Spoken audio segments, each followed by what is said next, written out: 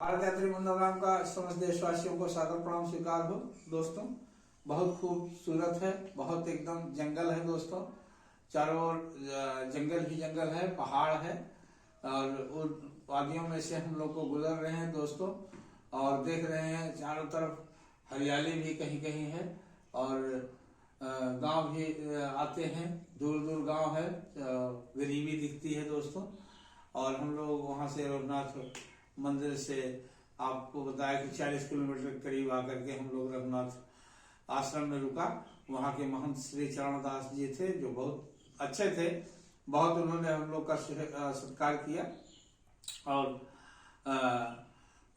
बहुत अच्छा उनका व्यवहार रहा। हम लोग को सब प्रथम सब चीज से अवगत कराया वहाँ और हम लोग बहुत प्रसन्न हुए।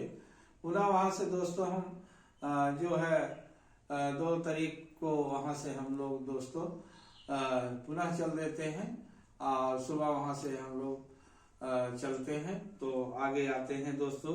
एक जगह पड़ता है हम लोग को कल्पतरु आश्रम आता है सर, अंगुलमल आता है जो आपको हमने पहले बता चुके हैं अगले वीडियो में।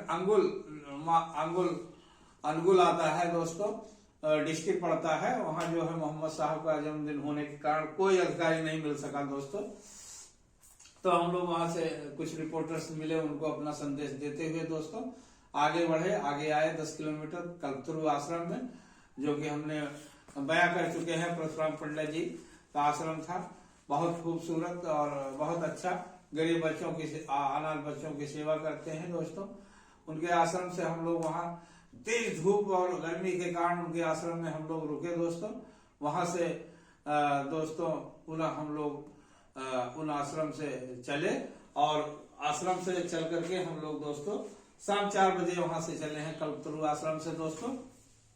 और हम लोग एक आता है दोस्तों हल्दिया बहाल, जिला ढेकानाल, पोस्ट है भैया मेरा मुंडली, नीमू बहाली, मटंगा गांव मेरा मुंडली, निगरा नदी नव भारत एलायंस कंपनी यहाँ है, एलायंस कंपनी है।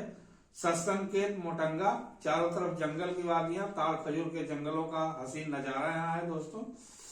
आई टैप गांव, इटाप गांव, इस इलाके में नहरों का निर्माण देखा जो भारी मात्रा में है। ग्रिड का उड़ीसा लिमिटेड मेरा मुंडली में है दोस्तों। महिमा आश्रम नुआ आटा में, जहां हमने देखा बच्चों को प्रसाद दिया जाता है। वर्ष में एक बार वैशाख मास में बहुत बच्चों की भीड़ थी, हम लोग को भी भूख लगी थी दोस्तों। उस लाइन में हम लोग भी लगे, ढेर सारा हम लोग को भी प्रसाद मिला जो एकदम चावल का एकदम वही था, भूसी उसमें था और किटकिटा रहा था दोस्तों। लेकिन हम लोगों ने सत्संग उसको स्वीकार किया, क्योंकि अगर भूख लगी हो तो सब कुछ अच्छा है, सब कुछ जायज है। और हम लोगों ने उसको कुछ खाया, कुछ रख लिया दोस्तों। जो अब क्या बताएं कि कैसे हम लोगों ने उसको खाया दोस्तों। और इसके बाद हम दोस्तों वहां से आए 30 किलोमीटर साइकिलिंग करके। बाइंडा एक जगह बाइंडा पड़ता है, बाइंडा में हम लोग 13 किलोमीटर पहले गांव के स्कूल में रुके। बाइंडा से 13 किलोमीटर पहले दोस्तों शायद वहां के लोगों में भद्रता नहीं थी, हम लोग वहां भूखे सो गए दोस्तों और वहां हमें भूखा सोना पड़ा। कई रातें हम लोग इस यात्रा में भूखे गुजारे, पर थकान मन में नहीं आया दोस्तों। और शरीर तो थकती ही है, लेकिन कभी हम लोग के हौसले में थकान नहीं आया दोस्तों। हम लोग चलते रहे और आया दोस्तों वहां हम लोग जो है